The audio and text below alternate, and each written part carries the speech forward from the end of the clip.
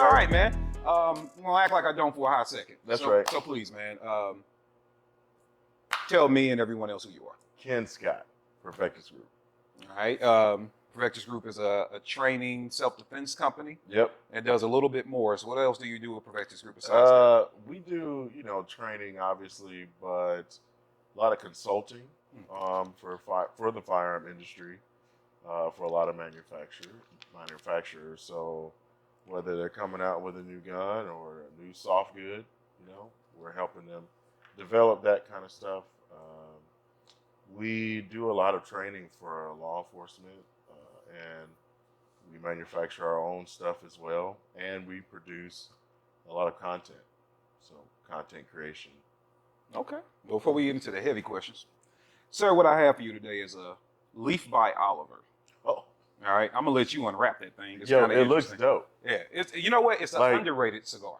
I mean, so honestly, you have me just with the presentation. Okay. I'm a presentation guy, and I'm not a cigar person, but I do partake of a cigar every so often, and I've never seen one wrapped up like this. So is there a story behind this?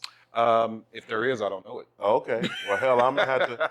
No, for real, because I'm gonna have to look it up because they always come in plastic. Yeah. Or even like the nice ones. Maybe I can't say it, but the nice ones, they won't be wrapped, but they're not like this. Mm-hmm. This is awesome. So I can unwrap this. Right? You can unwrap it. That's for you to unwrap, sir. Oh, this is, and I'm not even like I said, I'm not a huge cigar person, but I can appreciate something like this in a big way. This cigar, I don't know anything about it, but in my mind, it's worth a ton. Just for the presentation, this is awesome. Yeah, they come perceived value, bro. They come. When I first saw it, I was like, the same thing that got me. It's like, hey, what's that? Why is it wrapped in that leaf? That's right. And I'll tell you what, though, it keeps them really, really, really at the right humidity. I'm really hoping that this is really, really good. I don't even know what a good cigar is or what it takes. We've joked about that before, but this is awesome. I think you'll enjoy it. It has a lot of perceived value in my mind. I feel like if it was twice the money of a comparable cigar, I'd be like, yeah, I think. And I'm not even gonna tell you how much it costs until you light it up. See, this is awesome, man. I'm a sucker for presentation, bro. So, I don't even want to. I feel like somebody hand did that. Is what I feel like. Could have been a machine, but You want to go with a punch on that, or you want to go with a straight cut? Do I want a who and a what? So you know what? I think for that one you probably should. I like the thing. The punch. Yeah. Not a problem. There you go, sir. Right there at the end. So, what do you do? Just put this? Put it right there and put a little even pressure around. Oh, this is dope. Yeah. Push it down in there. Give it a nice. So this is like a whole thing. It's like an art. Oh yeah, man. Oh yeah. Okay. I think we're good. I think we got. Once you got it, pull it out. Yep. And then after that, you close that little punch up. And then if you flip this guy over, this is actually, it's cool. It's a lighter too. So it's actually, it is a lighter, but that's actually a cigar holder. And it's actually a cigar holder on top of that. So you can actually rest your cigar there. Nice. And pull it off. It's also a lighter. Nice. Do I need to pull this out of here? Or this is good? Yeah, that's good. You're good. Just like that. Yeah. Oh. Now all you got to do is light it. Oh, there it is. Mm-hmm. Oh, okay. All right. Now, what is the official way to light a cigar? I've been waiting. So it's a couple different. To ask this. So what we do is we call toasting. Toasting. So what a toast would be is if you take, let me see, even though mine's already lit. Okay. Let's pretend this wasn't lit, right? Okay. But what we do is we would take it, try to get that as even as possible. So you would take it, and an unlit cigar, you would just toast it. So basically, think about toast and toast. Literally. You would just go around, and you would just get it all nice and charred. Just a nice even char all the way around the cigar. Make sure your edges are burning evenly. That's right. So once it starts looking like an even toasted bread, you just make sure your edges are good. Mm-hmm. And then you will go ahead and give it a couple of puffs. And then once you feel like the puffs are good. Hit the center. Yeah. And that's it. And you're off and rolling. Cool. All right. Let me toast it up. Yeah, toast it up. Go right around that. You flip that open. Oh, flip it open first. Yep. Okay. And that's a single torch. I like single torches for most uses when it comes to cigars because it's just more control. Mm-hmm. Instead of having like 3 flames shooting out of there, that single torch. I see what you're saying. Real precise. And then once you toast it, you go ahead and give it a couple puffs. And as you're puffing, a little bit deeper. Oh, okay. And then you're going to. I appreciate you not saying sucking.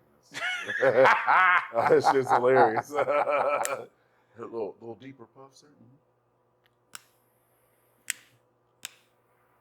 And light it up, and boom. All right, you look good even from this way.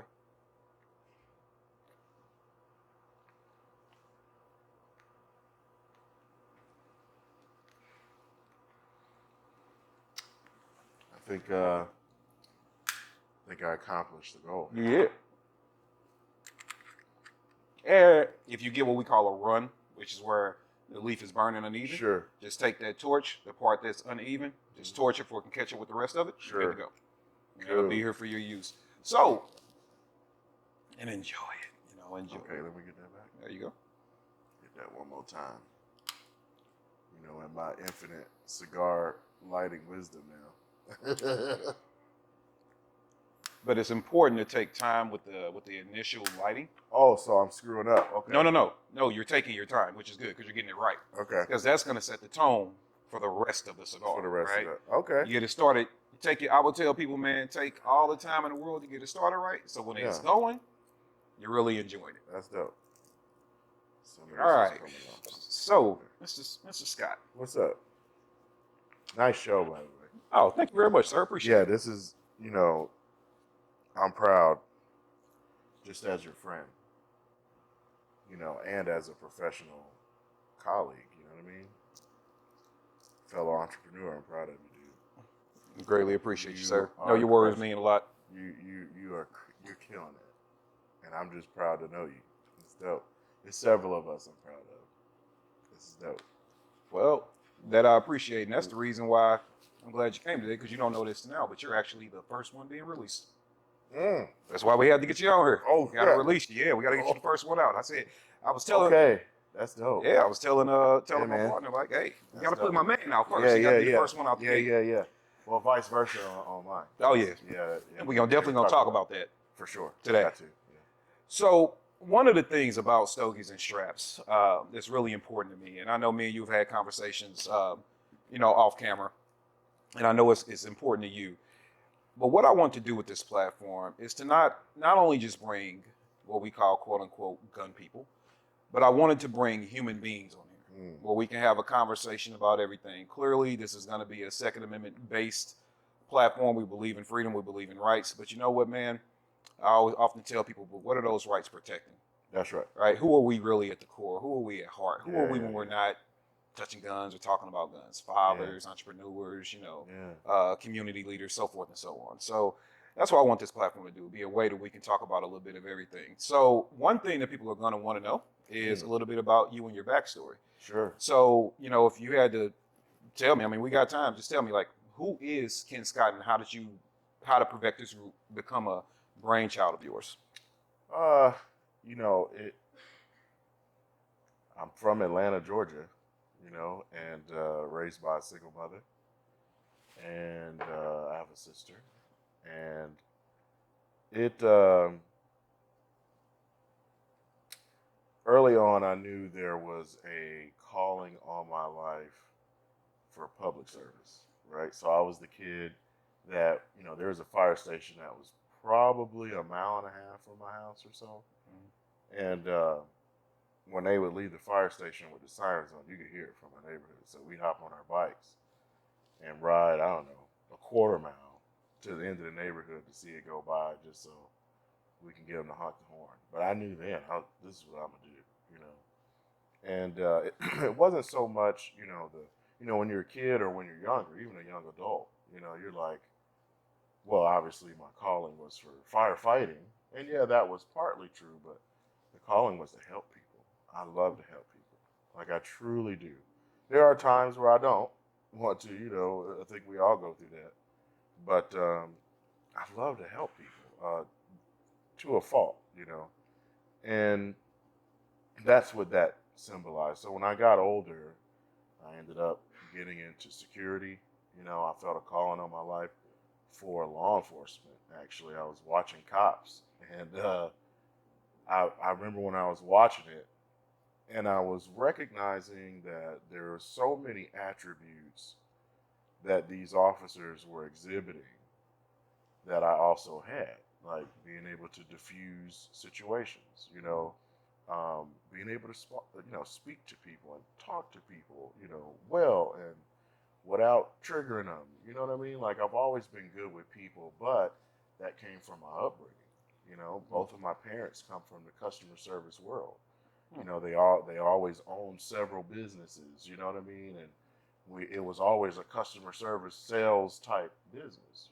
So um, very early on, I learned how to treat people. And I also learned entrepreneurship. You know, but fast forward. Sorry, I'm kind of jumping around a little bit, but fast forward, and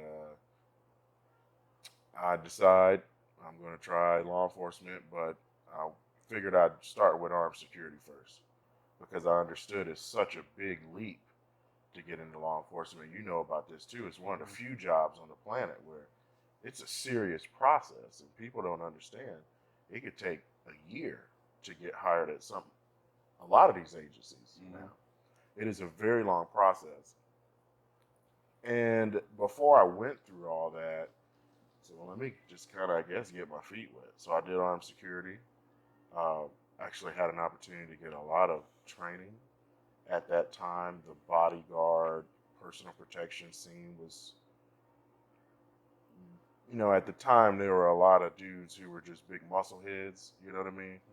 Very few that actually knew how to diffuse situations, de-escalate, recognize that something was about to pop off, and deviate, just whatever it took, to avoid the situation. But you were also trained to handle it too. So I stood out and also at the same time realized, yeah, I do want to do this law enforcement thing. Because every time they come around to help us do something, I'm like, yeah, that's it right there. So that's what I did law enforcement, regular patrol, started doing drug interdiction. I was fascinated by just people, and the mind of a criminal, and what people don't understand about interdiction in itself, like people that might have heard of it, they automatically assume something drug related, and it's something, getting drugs, but it's actually the stopping of crime as it's happening. That's what its true meaning is. And I was just fascinated with that and the art of being able to recognize based off of the way somebody is acting, it could mean this, and then understanding, the proper way to confirm or deny, what my suspicions are in a way where we're not violating anybody's rights, and stuff like that. So criminal procedure became a very big part of my law enforcement career, understanding it, because in order to navigate the world of interdiction, you've got to be real good with criminal procedure, and that deals all with the Fourth Amendment, the two types of lawful authority, three types of police-citizen encounters, the ways that you can enter a person's home, without a warrant. You got to know that stuff like that. You don't have time to look it up in a book. That's what challenged me. It was a huge challenge. And that was a challenge because in the police academy, I struggled with that. Nobody really knows that I graduated, not at the top of my class, but I was up there, but I struggled with it was difficult. But once I got it, it was something I studied. Even after the police academy, studied the hell out of it, and I felt that, calling, I guess, to the interdiction side. So started going to a lot of training put on by the DEA and HIDA and what stands for high intensity drug trafficking area. So you get access to a lot of training. You get access to a lot of different people, and you get to do other things, within law enforcement that you typically don't get, as a regular patrol guy. But that was my thing. Also, at the same time, I was still on patrol, and we were doing search warrants in other states. I was on patrol doing search. I was thinking about that the other day. I was like, man, like how did I get to where I am today? And then I had to think about it. I was on patrol serving search warrants in other counties. You know, that's what we did. Where I worked at, and I have to mention this because this is a huge reason why I am the way that I am today. You know, the particular agency that I worked at, it was a very unique opportunity because it wasn't like what we see on TV where somebody dials 911, an officer shows up, and then they just turn over to another division. You know, a lot of agencies, it's like that. You know, you don't have to really get into the nuts and bolts of really what's going on. You're kind of just there to make the scene safe. You know, at the agency that I was at, because it was so small, you have to know everything from A to Z. You know, you got to know how to keep the scene safe or come and control the scene, separate your witnesses, your victims, keep all that so you can keep the integrity of their testimony. You know, all that. Call the other proper people, you know, EMS, whoever. You know, if you need an investigator, you got to know how to pull your own warrants. You know what I'm saying? You got to know how to take witness statements. You know what I mean? You got to know how to do every bit of that. You got to know how to go get your warrant signed at the judge's house. You know what I mean? Like, you do the whole thing. If you get a search warrant, you're getting a search warrant. You know what I'm saying? You know how to do it all. You're serving your own search warrants. And it was wonderful. And I remember the chief of police, Kenny Dodd, telling me that right before I came. We were there for our first interview. And he told me and some of my buddies that also applied at the same time. That's what he said, and he wasn't lying. But that formed my law enforcement career, you know, and I took that very serious, you know, and honestly, you know, people dial 911, they're expecting a solution, you know, so, you know, people got that, you know, because you had to know it. But then at the same time, you had to grow up as a police officer very, very quickly because I was patrolling a county that was 278 square miles. There's only 4 of us. It's supposed to be 6 for the whole county. Most of the time it's 4. Several times I'd have a whole side of the county to myself, right? I was the county police. Then you had the county sheriff. I worked night shift, so 6 p.m. to 6 a. Sheriff's office was not full service, so they go home at 8, 9 o'clock at night. So if anything was to jump off, you hoping it's jumping off before 8, 9 o'clock. You know what I mean? Because there's an additional 5 deputies, 4 to 5, that can come. You know, outside of that, you had 3 cities within our county. One city would have 3 officers. One city would have 1 officer. And then the other city would have 5 if they were full. But most of the time, you know, people with days off and stuff like that. So, I mean, you might have, you know, 4, 7, 10 cops. 60,000 people. It would take, if I was running lights and sirens from one side of the county to the other, could take almost 30 minutes. Wow. And there, you had to learn, and the reason why I'm saying that is because you had to learn how to de-escalate. You didn't have a choice. You didn't get to come and wait. You gonna wait 15, 20, 30 minutes for a family violence call where somebody's getting their face beat off? You know?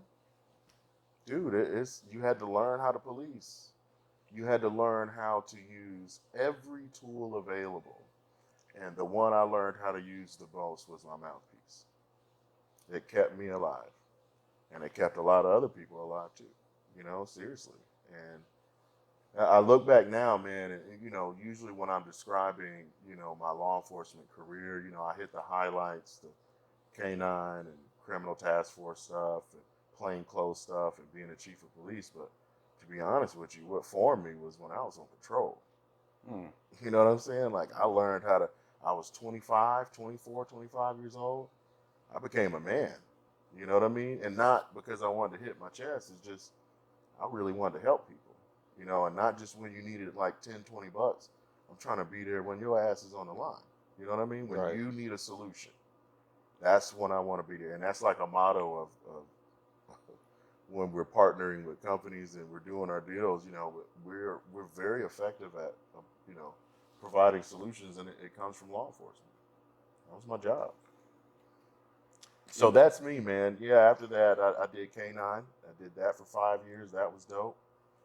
A lot of training, man. Tons of training, personal development wise. I became a better person. You understand the meaning of work when you got a full service um, dog, a utility dog, and your viewers that know what that means, they're going, yeah, that was rough. That was rough. Taught me a lot about myself, and I'm glad I stuck with that. You know, it was such a beautiful time. Um, you'd be simply amazed of what dogs are capable of doing. Simply amazed. But we did a lot of good. Got a lot of drugs, you know, and tracked a lot of bad people. You know, he bit some guys. I think he bit 6 while I had him. And so full service means they do tracking, area searches, obedience, drugs, everything. They do everything but bomb. Awesome dog. And I was one of 2 dogs in the county. So we stay busy, very, very busy. A lot of personal sacrifice, man, especially on my wife's part. Don't really think about it a lot. You think about it, but not, you know, I really think about it now. And I mean, shout out to the wife, man. Because we would sit down at restaurants. We ain't sat down and had a meal. We're married, but we ain't got no kids. We sit down in 2 minutes, phone ring. Gotta go. He's on call 24/7, 365. Yeah, man. But wonderful time in my life. Taught me a lot of things that I still use today. And then after that, I was a supervisor over a criminal task force. Imagine like crime suppression mixed with organized crime, mixed with SRT. You know, like it was a wonderful thing. It was wonderful. People don't know is that me and Josh Martin were the brainchild of that when we were going through the police academy. Really? Yep, we knew there was a need for that. Probably 5, 6, 7 years before it came to fruition. People don't know that. Nobody knows that. Well, maybe 2 or 3 people. Well, now the world does. Now the world does. We were the brainchild of that. Me and Josh Martin, but real good buddies, applied at the same time, got hired. But we created it in our apartment, 2-bedroom apartment, while we were in the police academy. And it ended up coming to fruition. So for all the folks out there, just because it ain't, there's several things that I've come up. I know you've done the same. You come up with something and it's just a little before it's time. Stick with it. But ended up doing that. I had to do obviously cost analysis, a creation of an entire new division. Mm-hmm. You know, so you got to get your crime stats together. You got to do your manpower needs. You got to be able to justify it all.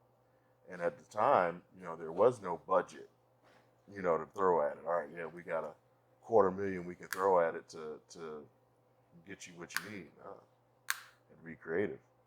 Had to move folks around, so it took some time, and we made it happen. But did that. I got injured twice. I had 2 back surgeries, and the second one was pretty.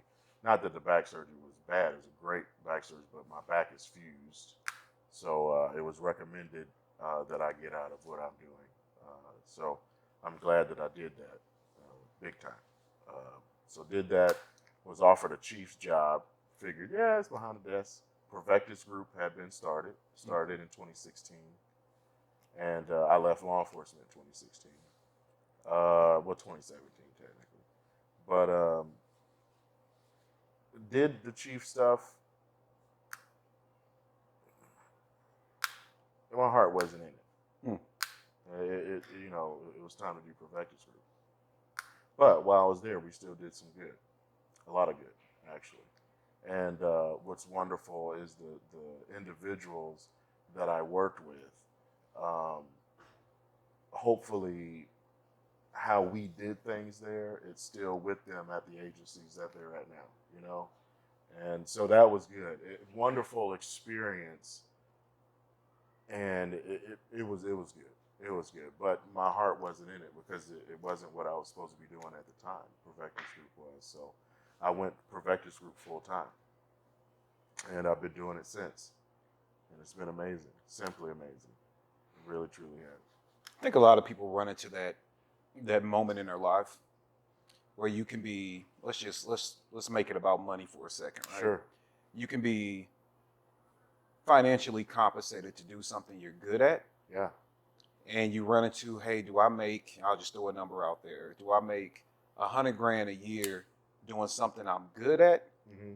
or do I go out and risk even making half of that to do something I love? Good. You know, and I think everybody runs into that hard spot, like pursue your dreams or just make sure, and you as a married man, we're definitely going to talk about that more. You know, even before children, you know, you still look at your spouse as someone that you're responsible for, right? Absolutely. So it's like our way of life, the things we have, the dreams we have. Yeah. Yeah, this could pay for that. This That's could right. be a resource to make sure that happens. That's right. But am I truly going to be happy? Mm-hmm. Like every night I lay my head down, or am I going to do this for the next 15 years? We've done the travel, we've got the house, we got these things. Yep. But then in 15 years, I look up and say, but I missed out on a part of me. That's right. You know? Yeah. I look back now, like me and my wife look at it all the time, and we just wonder how we even made it. My wife was in college.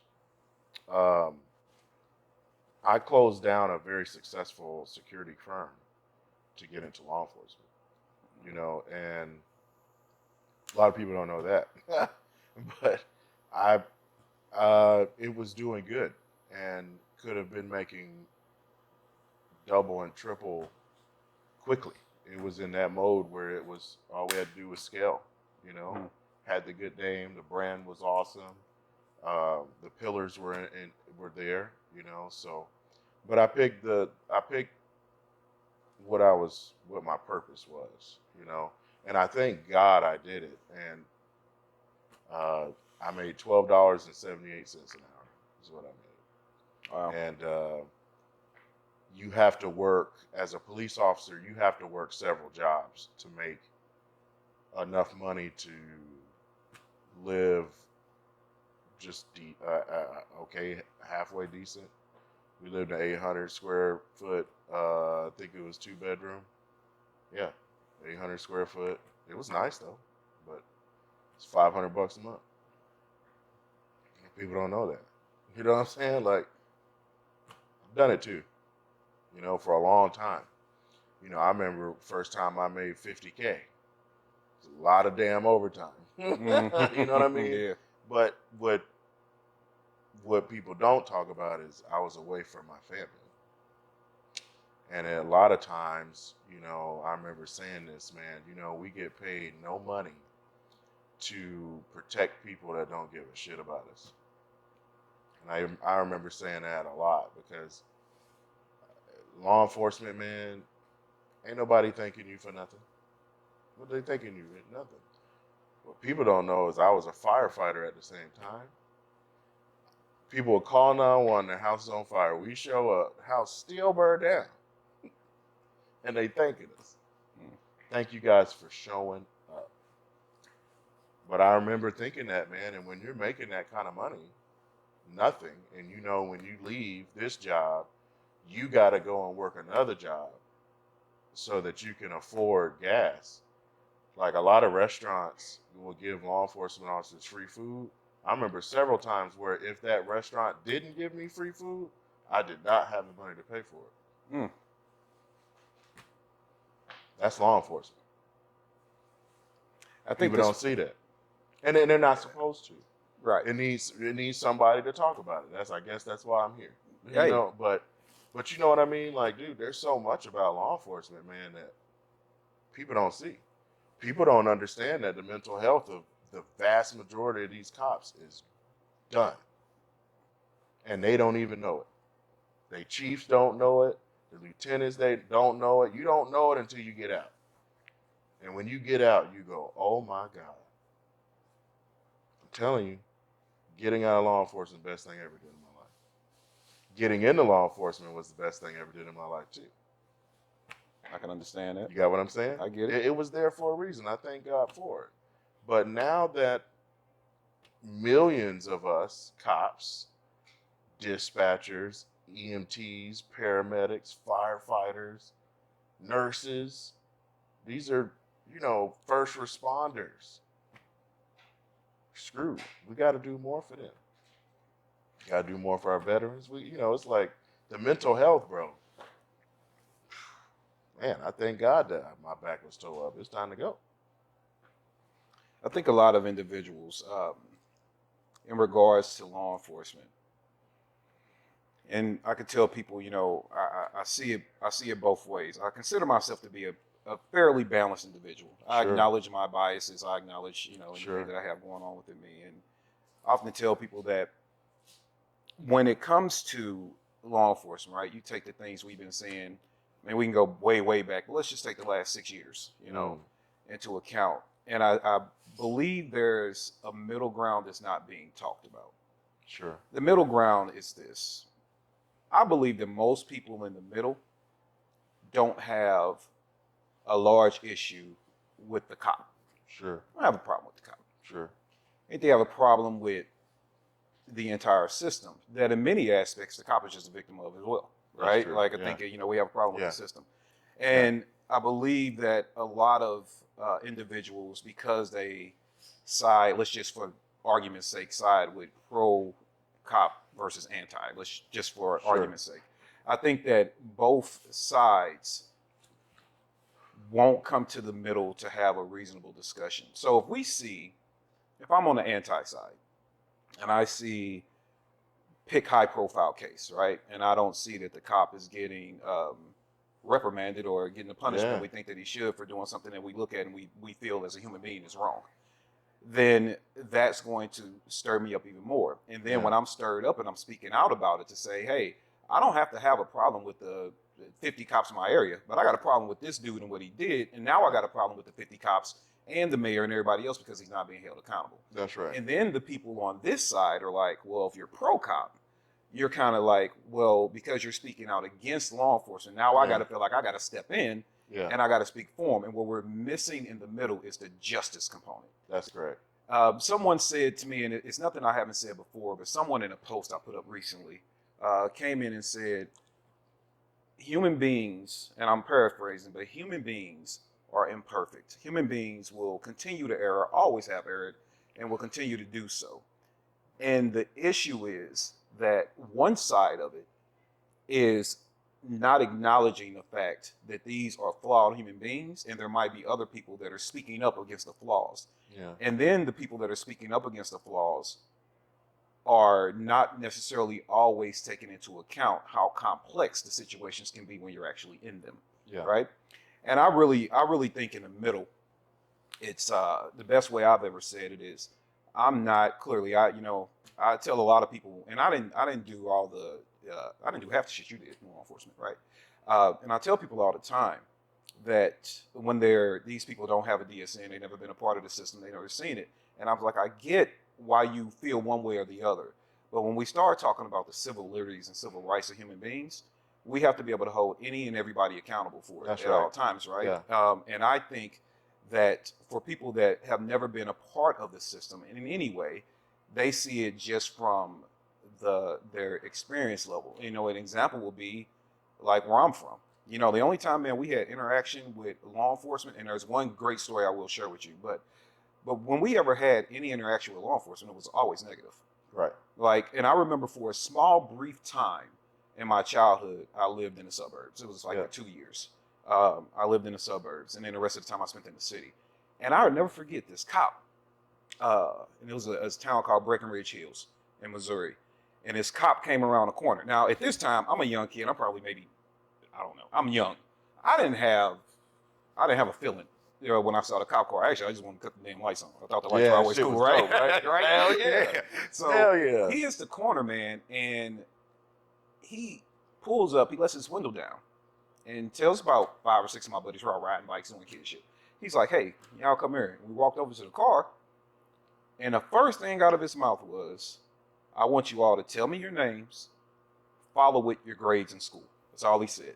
That's literally all, and we just went down the line, and we answered them, right? Oh, wow. And then he broke out these baseball cards. Remember the baseball cards, the stale ass gum in it? Yeah. Oh, heck yeah. We We still ate it, though. Yeah. It was dusty. You opened it up, it was all dusty. Yep. Yeah, He gave us all a pack of those. He had a big bundle of them in his car. He gave us all a pack of those, and He was like, I'm officer, I don't forget his name, but he was like, I'm officer this, and look, I'm going to be patrolling this area, and I expect to have a report of your grades, every progress report. That's dope. Right? Every progress report. So I always had good grades. And I remember right before we moved from there, the last time I saw him, I showed him my progress report, and he was like, all right, get in the car. And he let me play with the whales and shit, right? So it was pretty cool. And then when I moved to you never forgot that. Never forgot that. Moved to the city, and now I'm a teenager, right? Yeah. Before I was a teenager, but I'm in the city. I'm around all the crime, everything. This is what I grew up in. And whenever I would see a cop, it was always negative. They hopped out. Their mentality was different. They were more aggressive. Sure. And so I remember, man, watching a guy who ascended, this is years later, he ascended to be pretty high ranking in the department. But I remember with my own two eyes watching him. I know these dudes across the street. We know what people in the hood do. We get it. Copping robbers. You catch a bad guy doing bad things, there's a consequence for it, right? Yeah. But I remember this guy, part of the Jump Out Boys. And they jumped out, and they hemmed these guys up, pulled some work off of them. Mm-hmm. And I'm sitting on my porch watching it happen 15 feet in front of me. And I remember vividly him taking money, taking the drugs. The cop? The cop. Mm-hmm. Taking the money, taking the drugs, saying something to them in their face, and they walked away. And I remember another guy was walking down the street that was part of their crew.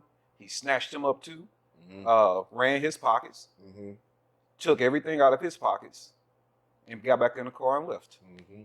And the guys were like, that's the BS I'm talking about, blah, blah, blah. They always running up on us, robbing us. That's right. And then I would watch that, and that happened a lot. And I'm like, so that's like the part of law enforcement that can happen that people that boils my skin. That don't see. And so those individuals. See, I'd never seen anything like that. Man, but I've heard stuff like that everywhere.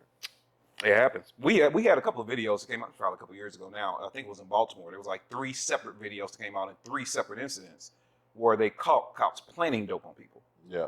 And so I think for people that see that, they're like, okay, this is the problem we have. We don't even have to get to the whole somebody lost their life thing quite yet. I think that's what they're saying. Like, no, you guys aren't understanding, because when they're talking to the other side, it's like, yeah, you might live in your suburbia. And I'm like, oh, see, in the suburbs, my interaction with law enforcement was totally different. That's correct. But then in the city, my interaction is different. And I had this this vision of what a cop was. A cop to me was a thieving bully. Sure. Right? Because that's what I saw. And then I remember, me and my buddy, who wound up going to law enforcement himself some years later, we were walking back from a party. And the party was 6 blocks from our house, right? And we're coming out from the party. We had a good time, and we're walking, and here comes this patrol car. We both take a deep breath. Like, here we go. We ain't doing nothing, And it was a female cop. And she says, hey, where do you live? So we spot off, and we're defensive, and we're like, hey, we live over here. We're just walking home. That's all we're doing. We're very defensive. And she says, well, you know your neighborhood, right? I'm like, yeah, we know it. We live in it. Right. She's like, get in the car, I'm gonna take you home. And we got in the car, and she was like, I get that you guys were defensive as she's driving. I get it. I hate that you feel that way about us. Yeah. And all I want to do is see you get home safe. That's right. So then I started to have kind of like this balance, right? And she dropped us off at home. That's right. And it was a good interaction. That's right. So I think when we see things, man, like, and it even drove me to want to go be a part of the department, which I wasn't doing. Yep. But what I would see is this balance of good and evil, and I had to start thinking, like, it doesn't just exist in law enforcement. It exists in corporate America. It exists in the military. We can go on and on and on. So I would like to see a part to where we get to have the mature conversations of, hey, guess what? You might be doing a job that at the height of it is meant to be awesome and great. But if you're one of those evil people that snuck in and you do an evil deed, you need to be punished accordingly. That's correct. Period. And I think if we can get to that understanding, more of that, then people will go. Because I tell people all the time, like, they're like, oh man, you come off as being anti-cop. I said, ain't nothing about me anti-cop. Right. I'm not. What I am is more pro-justice than anything. That's correct. You get what I'm saying? Like, I just want to see justice served. When we have when we've had a couple of incidents in Missouri where I'm from, where some pretty bad things have happened to guys on patrol, right? Yeah. And the fundraisers will come up, and hell, I myself have helped generate over $500,000 for them and That's their families, legit. Yeah. right? Like, and so it's not that. And what I would challenge people on, I'd be like, man, it's good to really see that you're trying to bring balance in this and that. And I'm like, hey, I got a question for you though. If we're about people, right? Cop is still a human being. If he was doing a good job, last cop I remember that I was just part of helping out. He was patrolling, did a traffic stop. He didn't know at the time, but the guy was a wanted felon. He didn't know. He just, whatever the traffic stop was, walked up, got his license, and turned around and walked back to the car to run him. And as soon as the cop turned his back, the guy emerged from the car with a little 22 in him, put one into his back of his neck, hit his spine, paralyzed him for life. Right? So I immediately jumped in and we made sure we helped generate some money to get this guy a handicap accessible home. That's right. Minivan, things that he would need, right, to go forward. That's fire too, man. Good on you. Anything I could do to help. But then I asked at the same time, I'm like, hey, this one particular individual that was part of that fundraising said, I just wish you would, and it pissed me off because he was like, I just wish you would totally come over to the good side. And it made me mad. I'm going to tell you why. He said what? I wish you would just come over to the good side. Oh. Like, just be unapologetically pro-cop.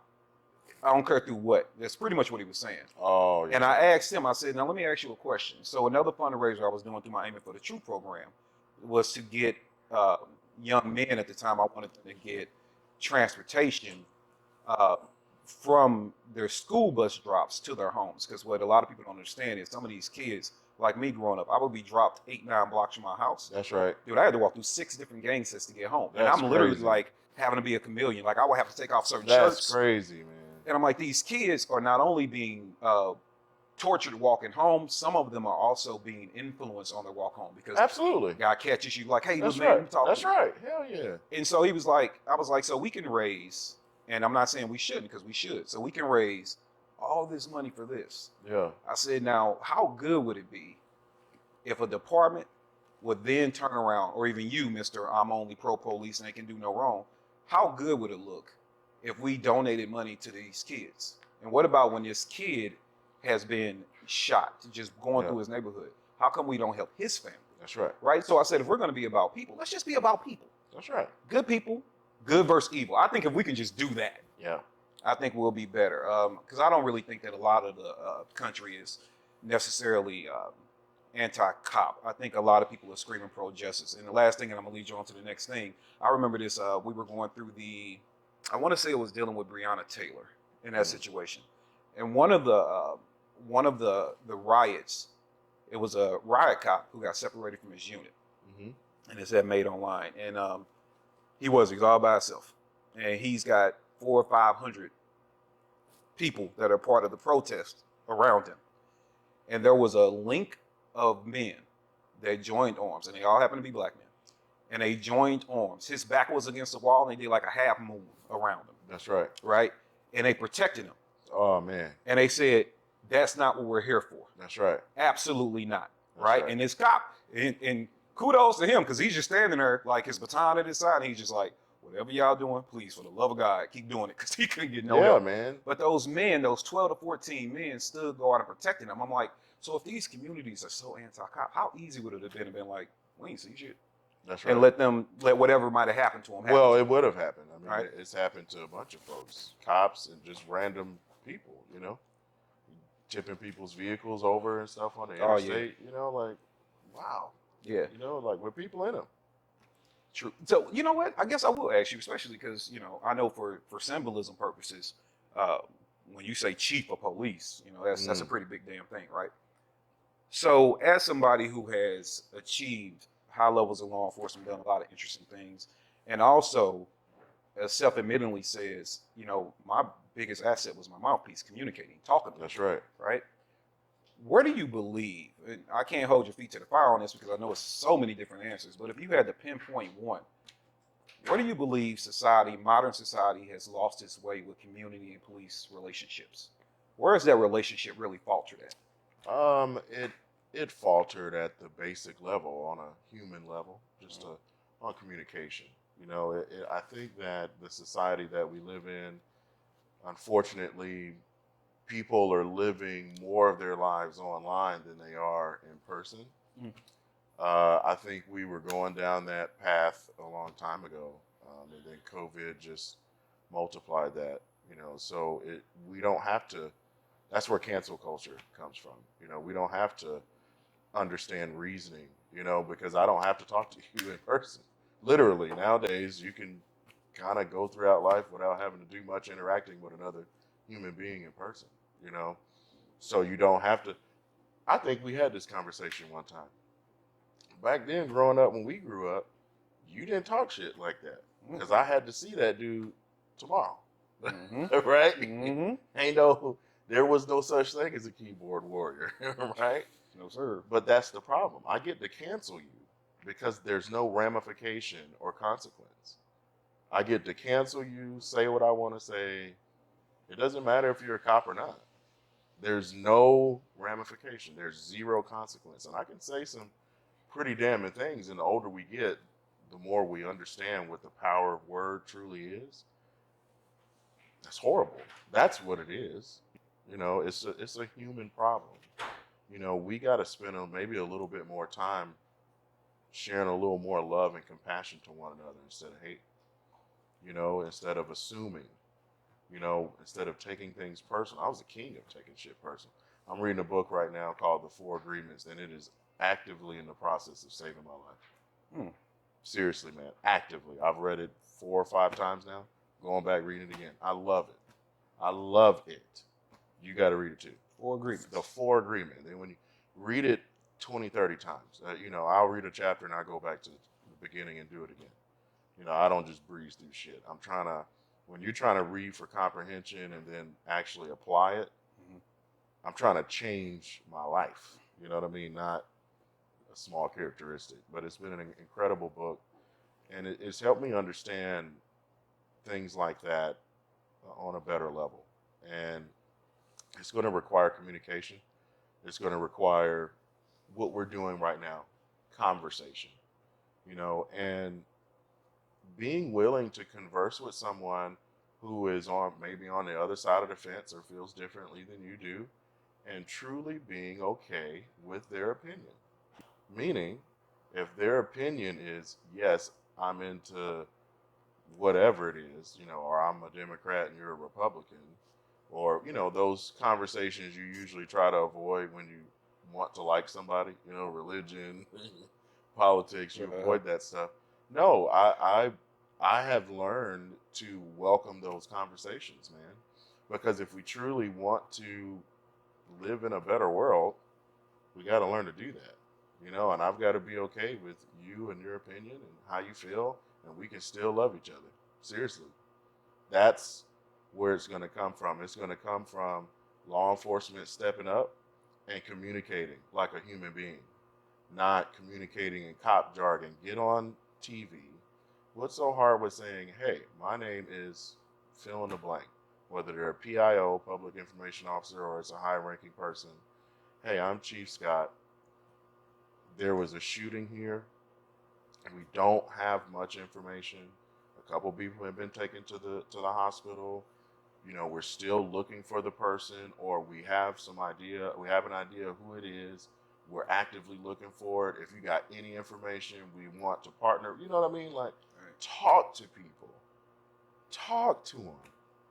And tell the truth. You know what I mean? Like, look, that's really it, man. Just, we got to share more love and compassion, man. I went down that road. I used to be a very loving individual, man, and look back and I was an asshole, like really, now, man, I much simpler life, and it's way more stress-free. I like what you said about communication. Yeah. Before we segue on to the next part of the conversation, which I think is very important. One thing when it comes to communication, I would like to say this, and for any law enforcement officer listening, I'll never forget that this kid, he was from an hour south of the city, so he grew up in a rural area, Sure. and he was a dispatcher. Sure. And he came to the department because he said he wanted to be a cop. Yeah. And one day he was just talking to me. He was like, "Hey man, when I get out here, I'm a change these streets, all these drugs and violence and blah blah blah." He's just casually talking, all this gonna go away. I'm gonna come to this city and I'm gonna change it. And I said, "Okay, so let me ask you a question. If you get in a patrol car and you have that mentality, you want to stop the crime, right?" It's like, yeah. Sure. And he talked for like 10 minutes. I'm like, I haven't heard you once mention the regular people that live there. That's right. And he was like, "Well, I'm gonna save them." I said, "You have to understand something." And I will say this to every cop, if you're not, fortunate enough to patrol where you grew up at. A lot of times when you're coming into these areas, especially if you want to be part of the high speed, there's a whole bunch of stuff going on all the time, and you get that adrenaline dump. Like, really understand that you might be there for 8 to 12 hours, but many of us live there 24 hours a day, 7 days a week. So, you have to be careful of telling people they don't understand. I live it. That's right. And then at the same time, for the community, if you get that right, you get the officer that really is trying to do good. Sometimes challenge him, right? If you've been patrolling your area for, you didn't see him in the last 4 or 5 months, and you catch him at the gas station or something, ask him who he is. That's right. Hey, I live on this street. I'm so-and-so. That's correct. I'm a citizen in this area. I'm a taxpayer. Yeah. You're a police officer. This is who I am. Who are you? Exactly what you're describing is what I think is going to be a huge part of the solution as well, man. Communication and understanding one another. Yeah. When I got into law enforcement, I didn't know anything about the hood outside of what I was told on television, right? Outside of what it was portrayed in movies and how we were portrayed in the news, super predators, Yeah. When you think about a black person with a gun, you think about a thug. You know what I mean? You're not immune to it. That's what I want people to understand, including black people. You're not immune to it because of how much pigment is in your skin. The news is very good at what they do. You know what I mean? You're going to feel the exact same way as white folks, or anybody else that looks at it as a negative thing. So when I got into law enforcement, I didn't grow up in the hood. So I didn't understand why people were selling drugs, why they were doing the things that they were doing on the corner. I'm like, you can go and earn a wage and, there's other ways to make money.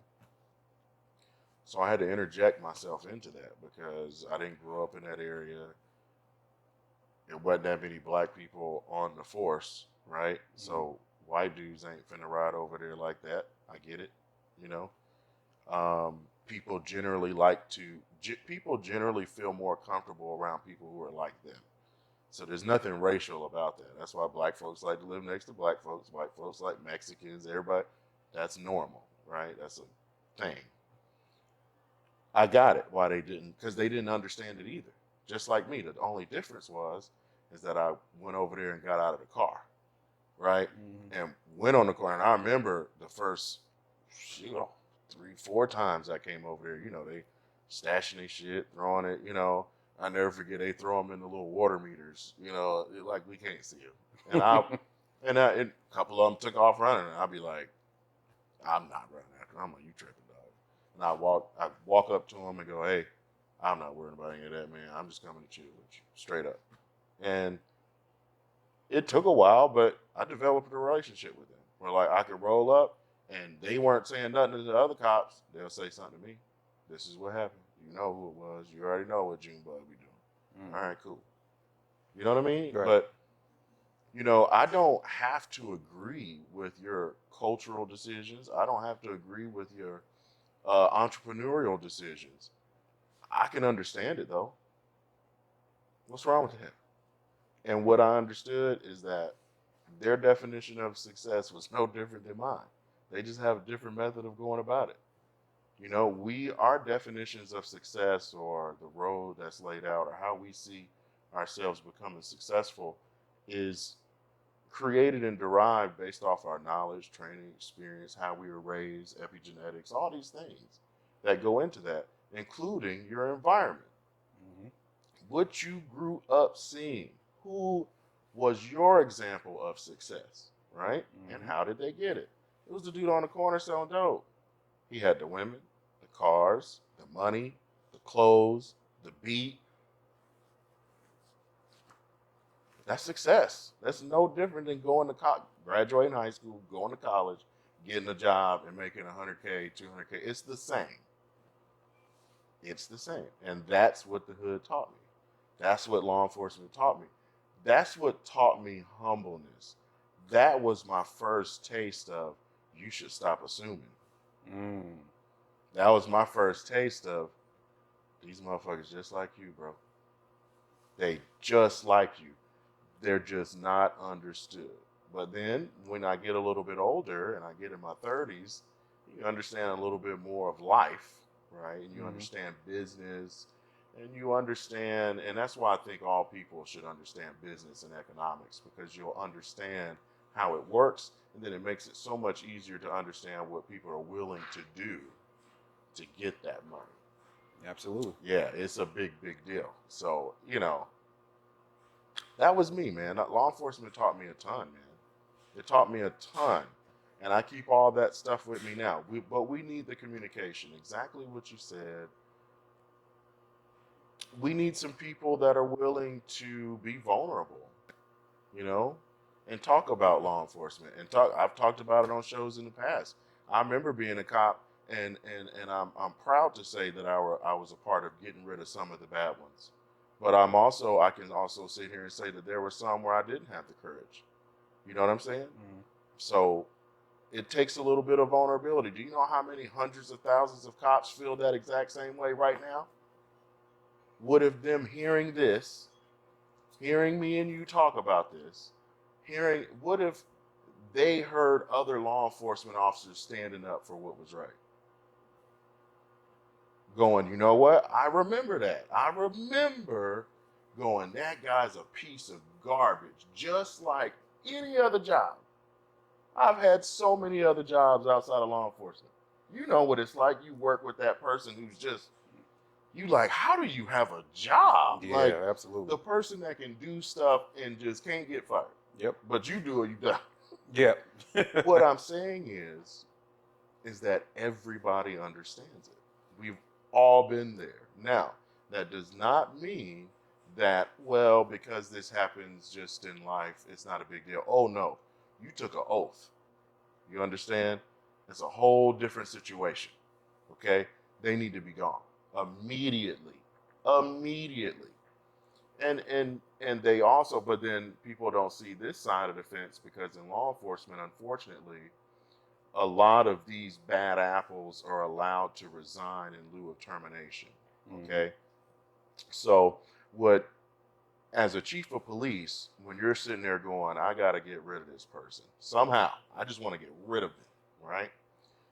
And most of the time, unfortunately, you don't have enough to get rid of them. A lot of these jobs, you know, there's an appeal process, you know, so you got to make sure that you're letting them go for a just cause, and you got to have some evidence. You know, it ain't just no, you know, yeah, Georgia's a right to work state, but that don't mean if your agency has an appeal process, all that right to work stuff's out the window.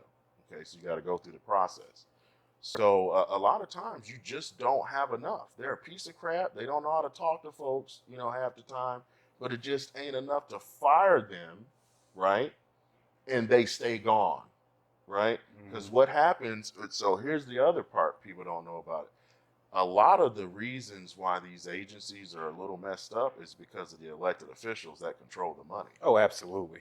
Those are the people that control the budgets. And I'm gonna tell you something. When it's time to cut the overall city budget, they go on to public safety. That is the first. I've never understood that, ever. So if people like when people were saying defund the police, I'm like, oh no, that's the exact opposite. They've been defunded forever. They've never been funded, ever. They have training budgets for 40, 50 officers, $1,500, $2,000. How you going? What? That's what people don't know. You know, when it came to and we're gonna go, if you're all right, we're gonna go about 20 minutes longer than we normally do.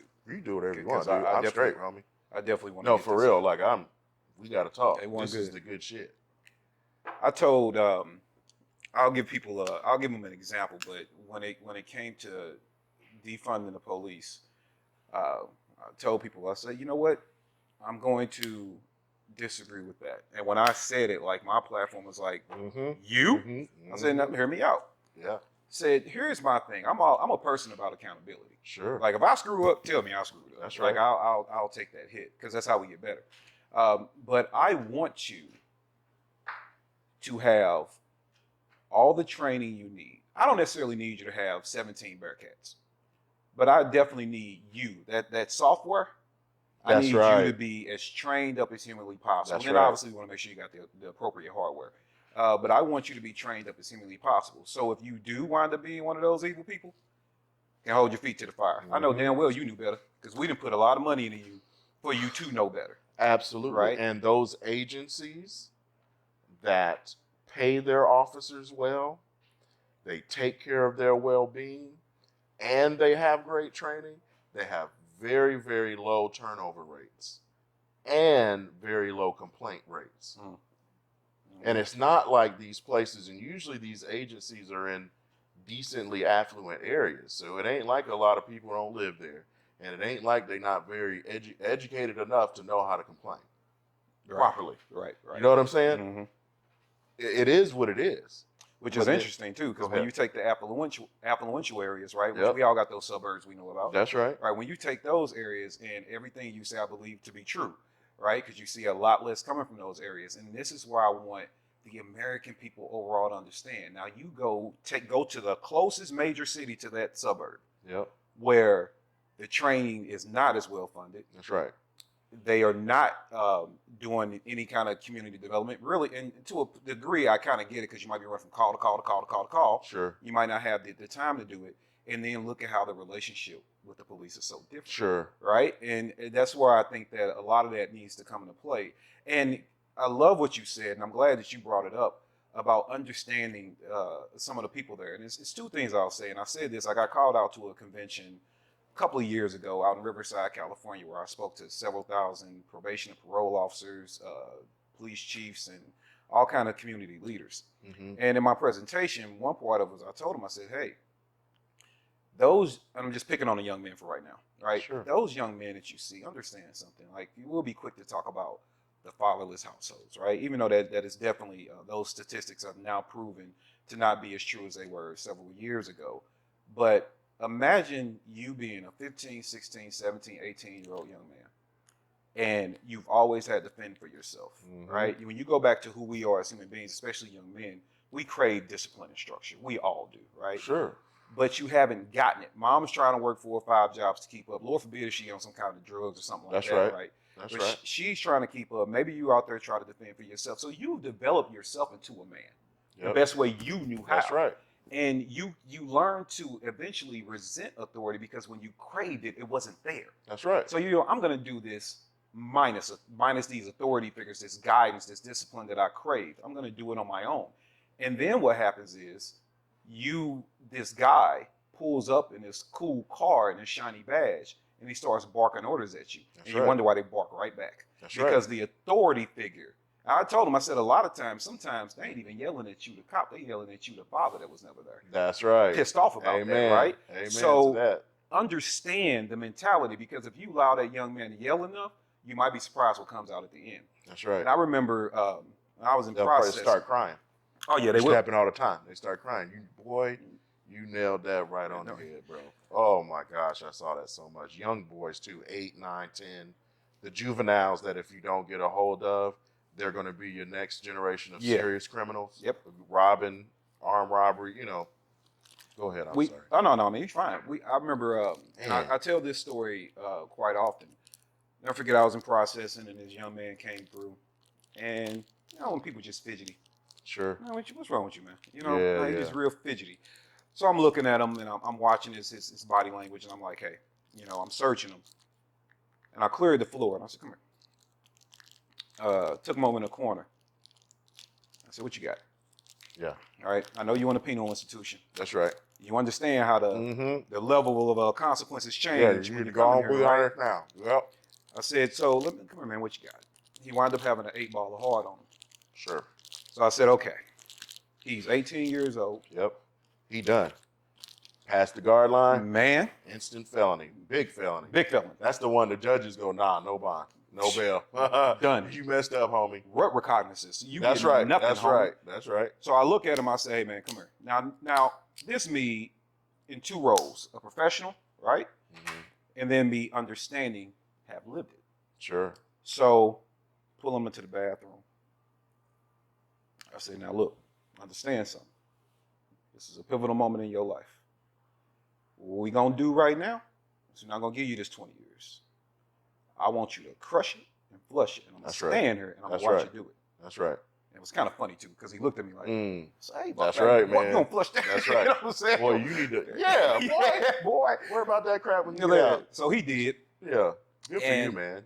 And it was all about looking out for this young. That's right. right. And then it came with a talk. Like, I'm your daddy in your ear right That's now. It's right, come man. with a talk. And he did, and we chopped it up, for 20, 30 minutes after that. And he was in for a damn city ordinance violation. Yeah. I'm like, man, you finna go from a city ordinance violation to a what? felon that quick. That ordinance ain't even gonna go on his record. No, he paid, it was $100 fine. Yeah, come on. Like, done.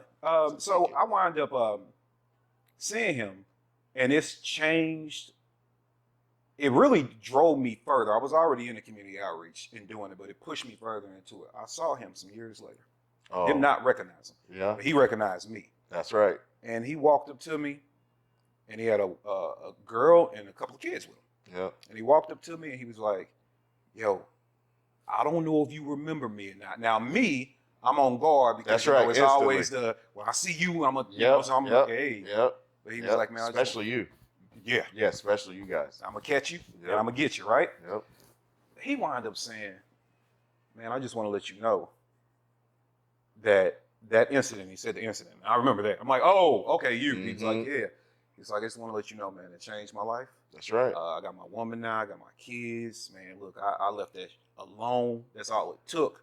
I took that as a sign from God. That's and right. Since then, man, I turned my life around. I'm doing well. I do this. Me and my family, we living right." And he's like, "If it weren't for you, I wouldn't even have my kids to raise." Bro. Yeah, that's right. You know what I'm saying? That's right. So I'm like, that's the other part. I think that the law enforcement system, especially the patrol officers, have an opportunity. I'm not saying you just let people get away with whatever the hell they want to do. But if you could just learn the people more. That's right. And be like, "I'm going to give you this opportunity to change." Yeah. Now, if you keep tripping, it is what it is. Yeah. But I'm going to give you this But I opportunity. think we should still try. Hell, man, if you can change my mind has done a lot of changing, man. I think for the good. So,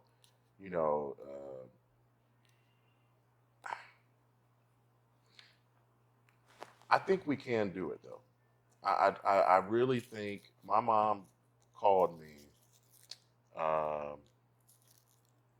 maybe a month and a half ago, 2 months ago, and she said, "Are you ready?"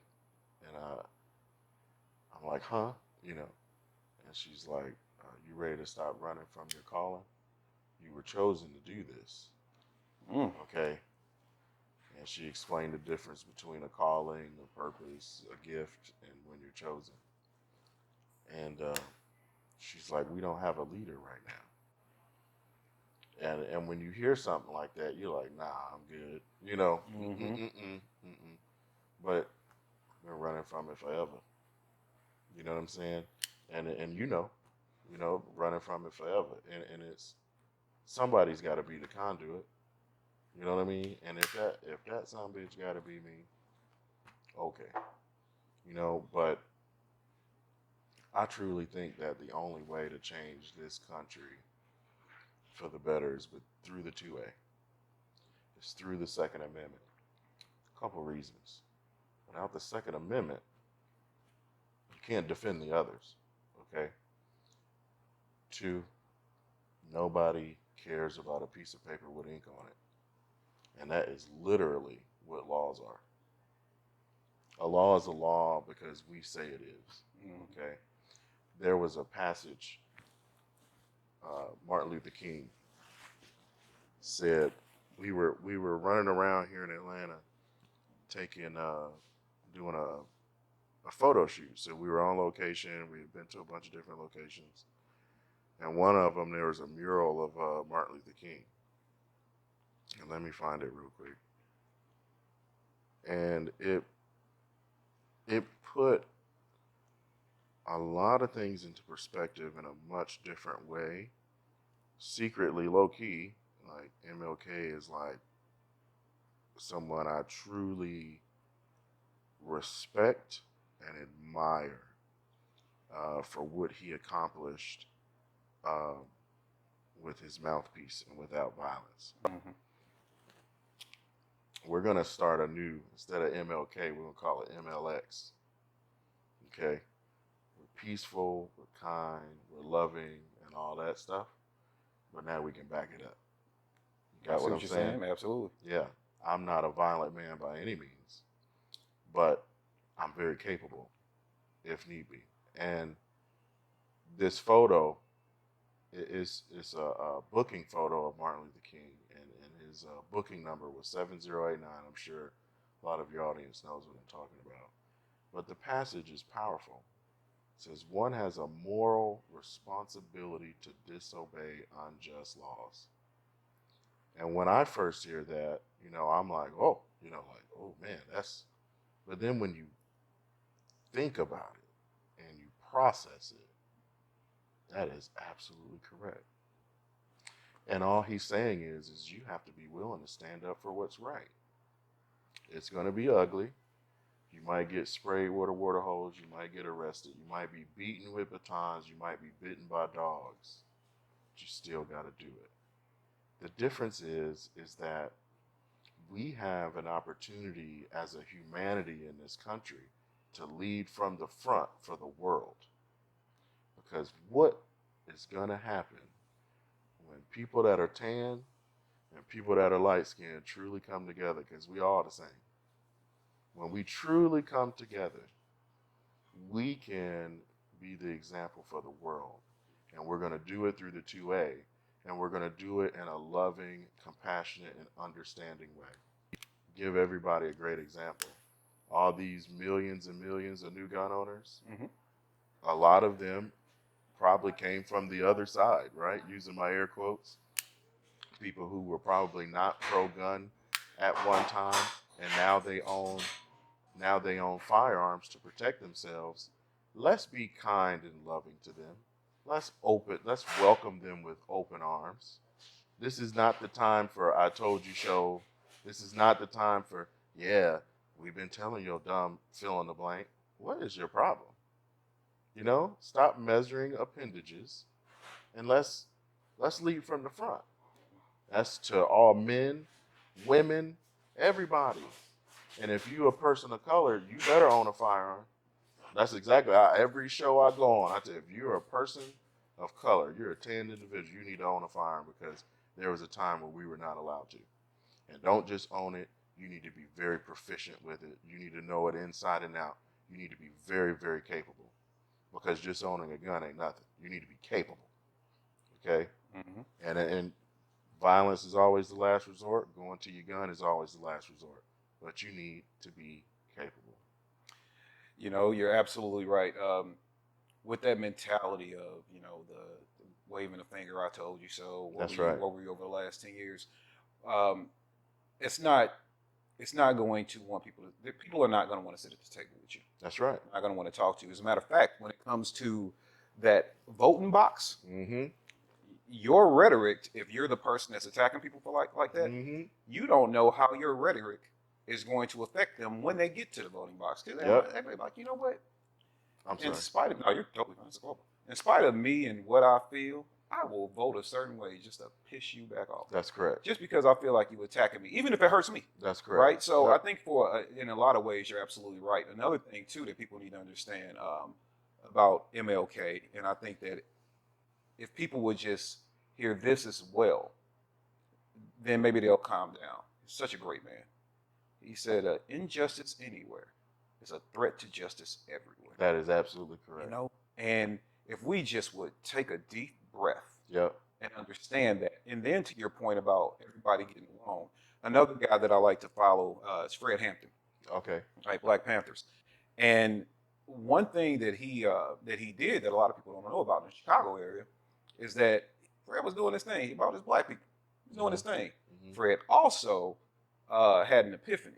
And so he got together with the white people that lived around or in the adjacent neighborhoods. He got with the Spanish and Mexican people that lived around, and he had a conversation with them and their leaders. Yep. And everybody had complaints that kind of crossed. And even some of the white guys flew the Confederate flag, and he still said, "No, I want to have a conversation with you." That's right. And out of that, he formed the Rainbow Coalition. Whoa. And so when that coalition was meant to come together and fight for justice for everyone. And the thing was, I understand that you have your background, so that's going to guide you. For sure. I have mine, and that's going to guide me. And it should. It should. We're going to come together and we're going to get this done. So even when people speculate about, because they did some pretty wild stuff.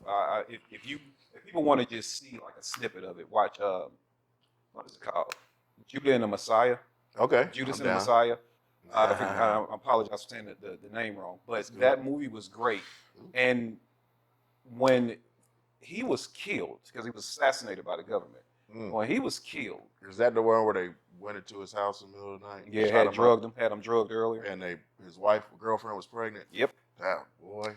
So in that, one of the main reasons they had to take him out was the same reason that MLK was assassinated. It wasn't about you just fighting for your people. It's when you was trying to get everybody to come together. And they were like, nah, bro, we ain't having that. Yeah, you have to understand that. Like, you gotta understand that there is a possibility that by all of us coming together and seeing the writing on the wall, maybe that can be very bad for certain individuals, that control a lot of what's going on. That could be a possibility. I don't know for sure, but I like to keep an open mind so that I can see more of the bigger picture. It's usually worked out a lot better for me to not pick a side, just to kind of, I'm not Democratic, I'm not Republican, I'm not anything. I'm an American citizen that votes for whoever I think is the best candidate, and I'm not skewed by an affiliation. And just like if people could just sit back for 1 second, and it's not an attack on anybody's affiliation at all, but if you could sit back just for a second and go, is it really benefiting me to be associated with anybody? Or could it benefit me a little bit more to maybe just take a step back and be able to see all of it? Because at the end of the day, if we get the best candidate in office, we can hold them accountable. When you vote because it's just your party, you can't hold them accountable. You're going along with whoever.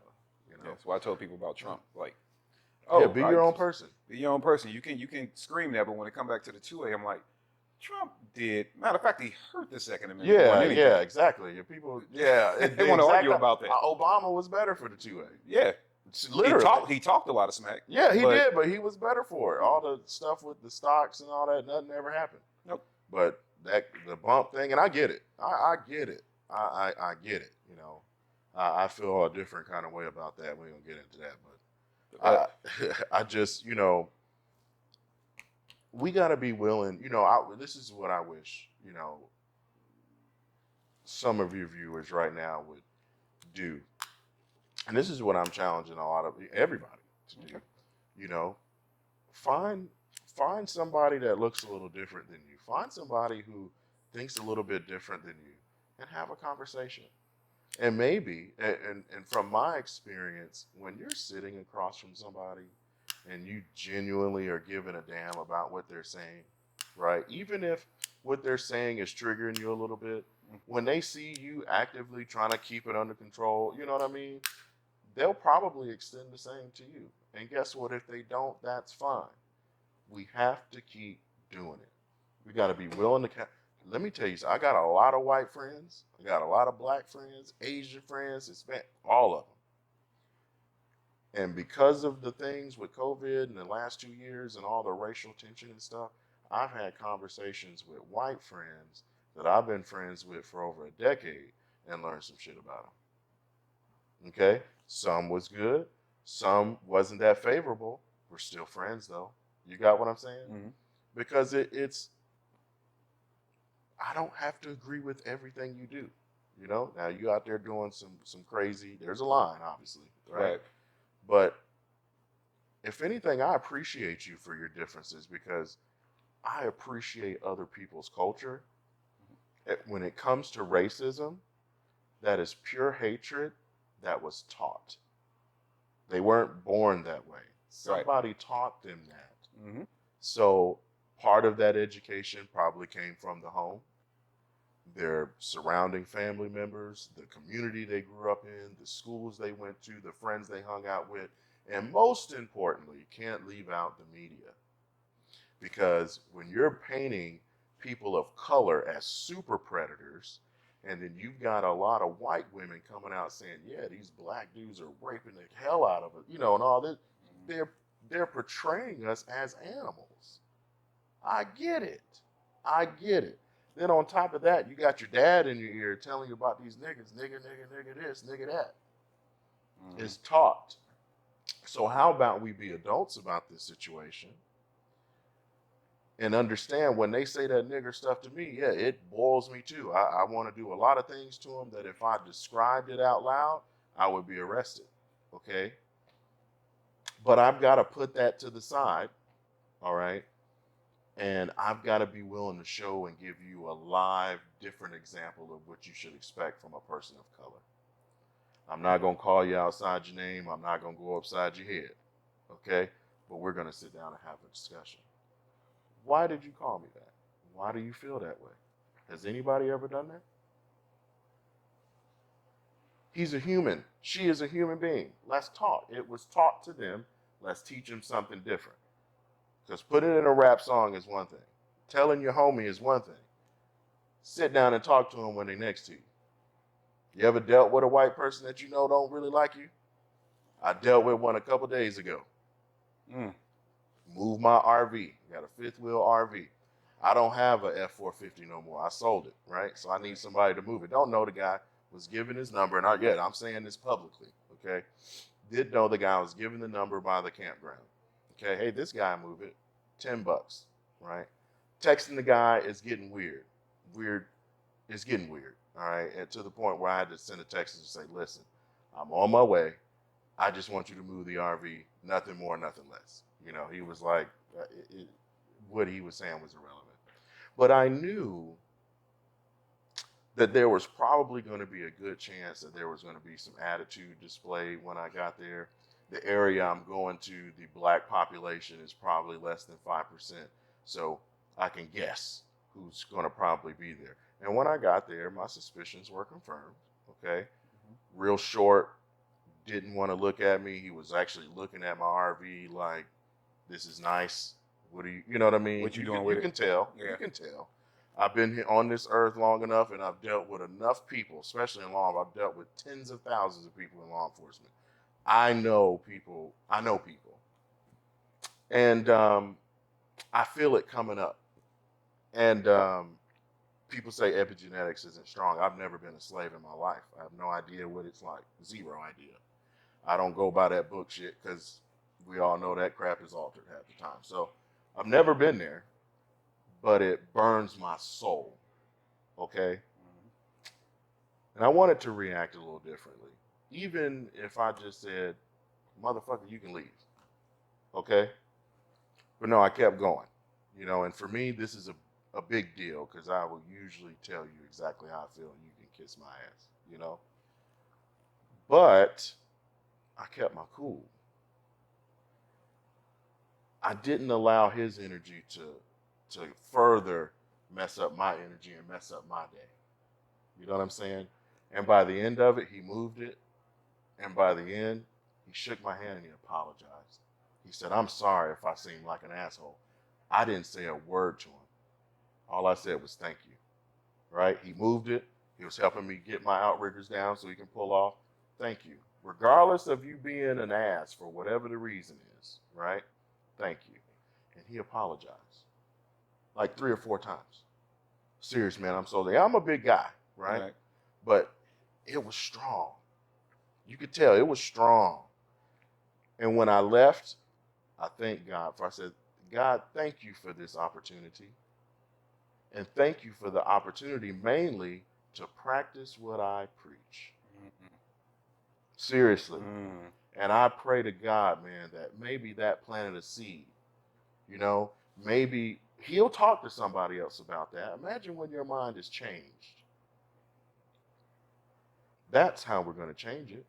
The same thing has to happen with anything else. Law enforcement, gays, lesbians. Sit down and talk to them. I used to be a homophobe. Love them to death now. You know what I'm saying? You got to sit down and understand them. Everybody ain't like you. They ain't supposed to be. They never will be. Stop expecting them to be. Just figure out who they are. Learn a little something about them. It'll change your life. You know, now you're out there doing that crazy stuff. You're right. Talk, you know, but Right. honestly, we need love, man. We need compassion. We know what it's like, man, when you're embraced by your brother. When we embrace one another, when we see each other and we ain't seen each other in a minute. Mm-hmm. You know what I mean? Dab everybody. You know, that's love. You know? We got to share a little bit more of that. You know, for some of us, we got to learn how to do it for the first time. For some of us, we have to learn how to find it again. That's what happened to me. I used to have a ton of love and compassion. Law enforcement stripped every bit of that away. Every bit. That's why cops are assholes. 80% of the people are lying to them. That 80% of the people they come in contact with in a 12-hour shift are either trying to lie to you or kill you. It's going to change you.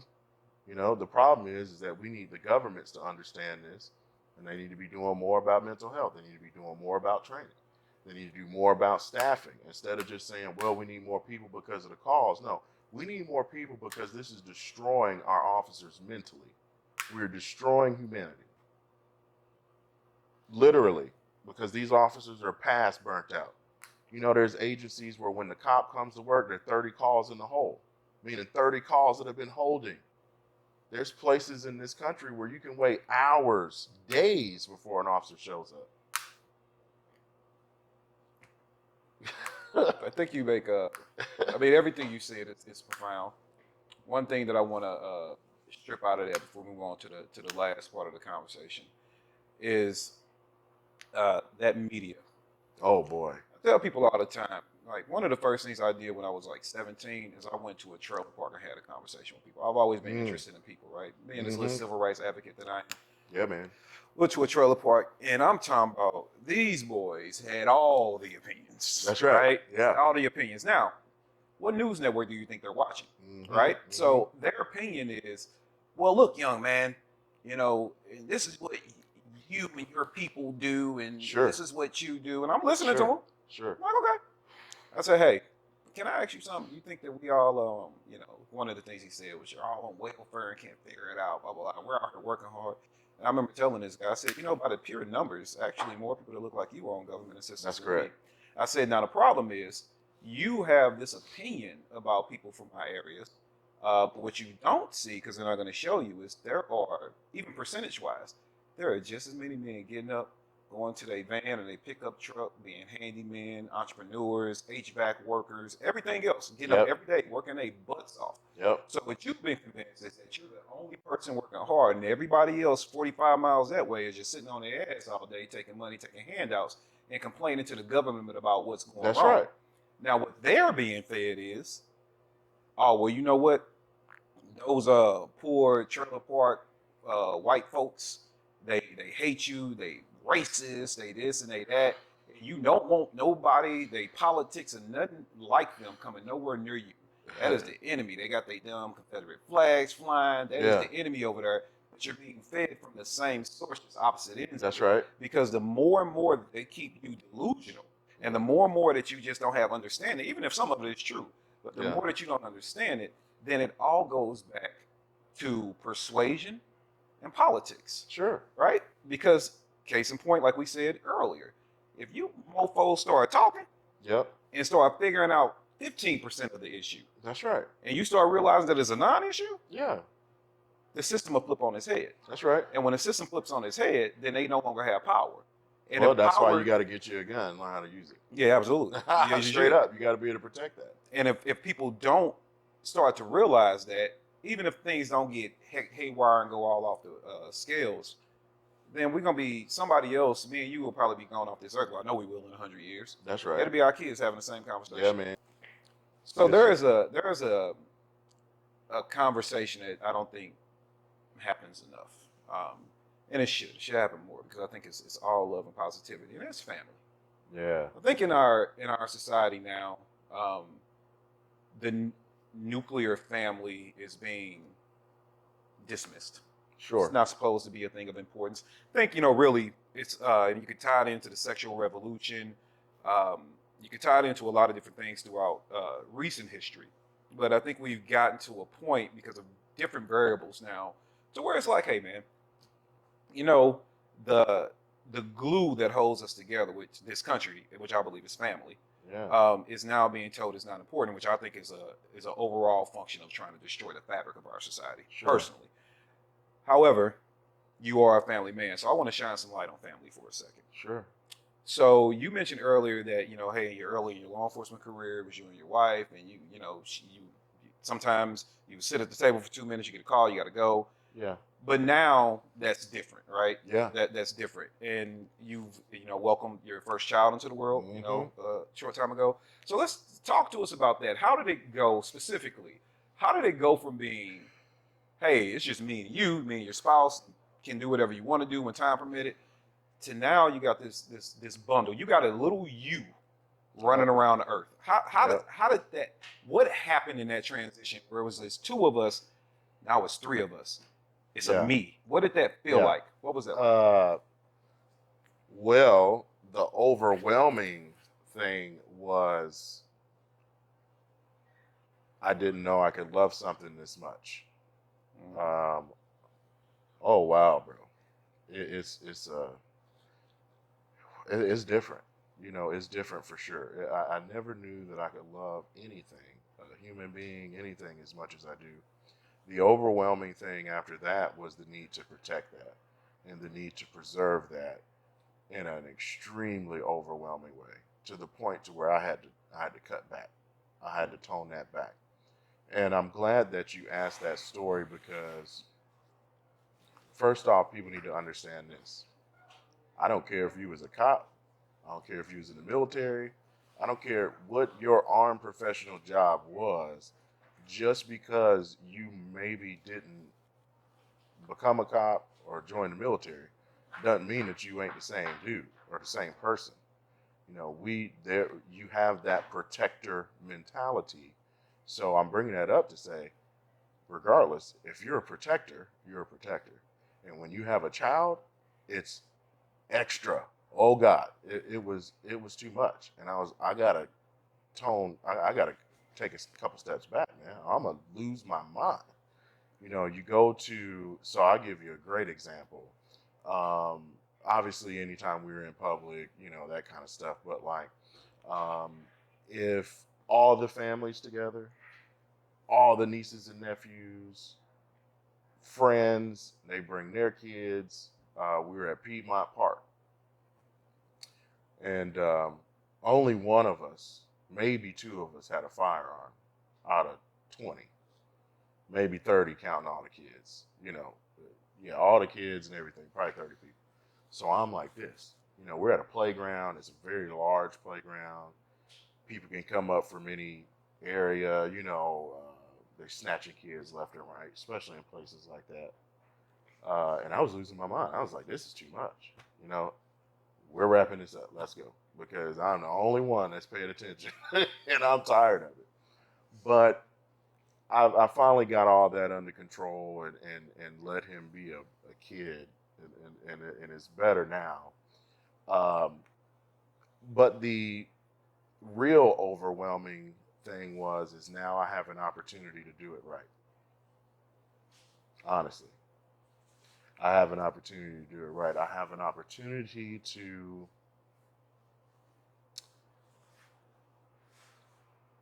raise my son. I have an opportunity to be a better man. I have an opportunity to be a better human being. I have an opportunity to take these things that I'm learning, this knowledge and wisdom that I'm gaining from going through these trials and tribulations, and I now have an opportunity to like almost backdate it, make it retroactive, implement these new things that you're learning to make the environment better, honestly, it's about that. It's about having an opportunity to do it right, or at least try. You know what I'm saying? Um, and I think that's a daily thing. It's something that me and my wife constantly do every day. We pay attention to the things that we do, the things that we say, and how it affects him. You know, that book, The Four Agreements, get on in it. Spend 30 minutes listening to it on Audible, and you'll send me a text. You'll be like, okay, you'll just go. It's freeing. You want to achieve freedom? Read that book. It's helped me understand a lot, and you have to, because everybody needs to read that book. If you're living in 2022, you need to read that book. If you're a person of color, absolutely need to read that book, because everybody is suffering from the stuff that it talks about, but people of color especially. Okay. You know, I like to tell people that, you know, bringing a child into this world is, one, I think I think it's abused. I think people put babies here and don't cultivate their kids, and I think that's a whole problem. But for the people that are actually involved in their kids' lives, especially, and I'm not going to say it's different for women, but I'm not a woman. I can only speak from a man's standpoint. That's right. I remember when my youngest was born.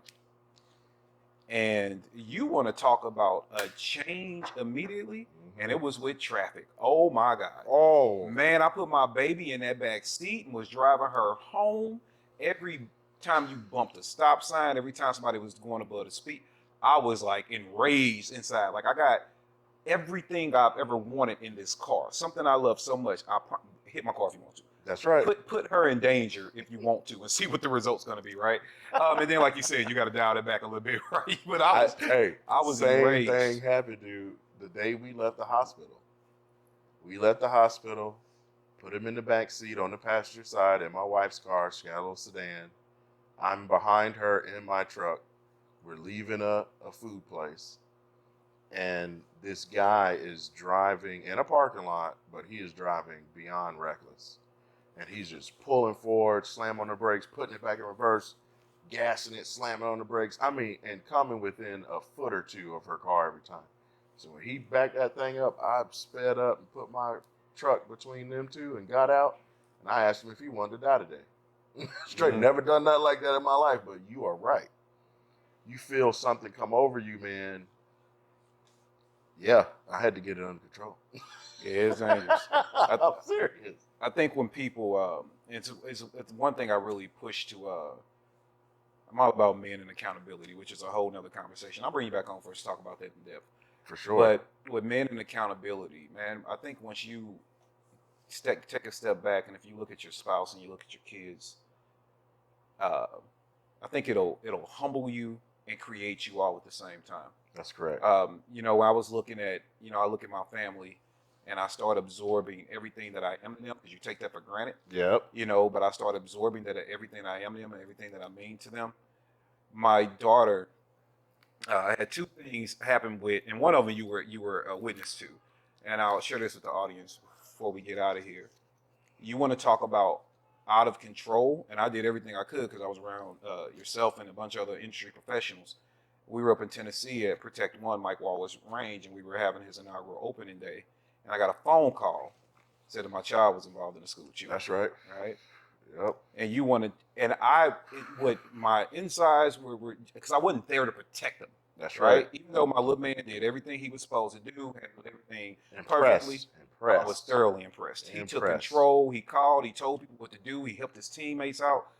Thoroughly impressed with him, in the way that he handled it. And when I got back around him, I'm not gonna lie, man. Like, I cried like a baby. That's right. Because it was something he said at the end. I was cool as far as, like, just getting there. I just needed to be around him. Like, that was cool. But it was something that his mom said that he stated when they were finally on their way home. And he got in the car and he said, "Hey, Mom, you think I made Dad proud?" That's right. Oh, man. That's right, man. Like, bro, That's I right. couldn't take it. That's right, dude. And then my baby girl, for Christmas, the Christmas just passed.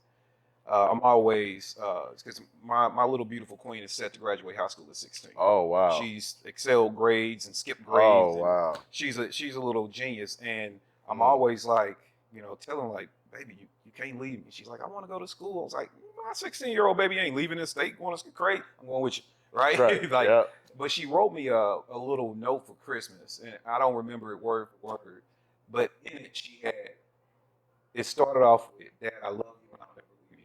That's right. And I tell people all the time, man, you have no idea Yep. how wonderful that is when you create life Yep. and you are responsible for it and you're cultivating it physically, mentally, Yep. emotionally. Not only if you just take a step back and think about that, you will be humble. But that's what I mean by it'll create you. It'll create a brand new man out of you. That's right. You will come out. I was telling the story a couple of weeks ago about my sobriety. And most people, when you think sobriety, they think drugs or alcohol. That's right. My sobriety for 14 years, which my oldest is about to turn 16, my sobriety is from violence. Nice. Like that's my sobriety. Yep. And what I realized is not only was it just not a good thing to have as a part of you for many other reasons. Sure. It's like I can't allow that addiction to violence to take me away from my kids and my family. I can't allow that because if I'm in a parking lot acting a fool with you, I might win or lose that fight, right? That's right. But if I win, say I go to prison. If I lose, say I go to the grave, or I go hospitalized, I'm paralyzed because you beat the crap out of me or whatever. Then how is that going to affect the love I'm supposed to give him? So I'm willing to act a fool with you in a parking lot versus be there for him and his maturity. Amen. He needs his dad. He don't need somebody proving that he's tough in the street. So that whole thing has recreated me in the way that I process to where it's like, you know what? Nothing or no one is worth me losing my privilege, my honor, and the responsibility of being a father, and not only just a father, a developer of other humans. That's right. Right? To where the point I love that. Man. That is I'm gonna steal the hell out of that. That's very profound. Man, like when you look at your boy, man, like that's you.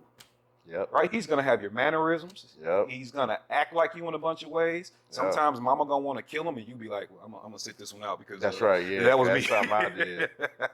That's something I would have did. So I would really like to push that further and let people know, like, man, having a family, despite what society is telling you, having a family is probably the most challenging thing you'll ever do, but the most rewarding thing you'll ever do. Because man, can you imagine when whatever our kids are going to achieve in life, right? Whatever that thing is, can you imagine what it's going to feel like when they turn around and thank you? That's right. God. I'm already kind of starting to experience that. When you see in your child that they're proud because you're proud of them, and you see it, and when you have your child's back, you can see that. But I'm already experiencing too where, he's about to be 4 and he's already becoming his own person, and the lovey-dovey is decreasing already, and it kills me already. It kills me something serious, However, I'm really looking forward to the next chapters because I'm going to give him the blueprint. I'm going to share the blueprint with everybody, but I'm giving it to him. You know what I'm saying? I'm going to give him the blueprint of life, man, so he understands what's truly important, so that he can live a life where he can truly pursue happiness. Life, liberty, and the pursuit of happiness. You got to free yourself here. And the thing is that I get to teach him that. I get to prepare him. He doesn't have to do it how I did. You don't have to go through all the shit. Now we all understand that sometimes we just got to go through stuff. That's life. But he don't have to figure it out the hard way. He can, I'm going to give him the blueprint. Now he going to earn it, obviously. Right. But I'm proud to just have a blueprint to give him. You know, and what we need to understand is that you are giving your children, you're passing down a blueprint. You need to pay attention to what that blueprint is. Are you passing down poverty and a poverty mindset? I'm not talking about how much money you make. Poverty mindset. That mindset. Mm-mm. Give them the right blueprint. You know, it's going to take, you know, people of color, we've always had like this little saying, you know, that we always got to work twice as hard and all that kind of stuff. But you forgot that for now.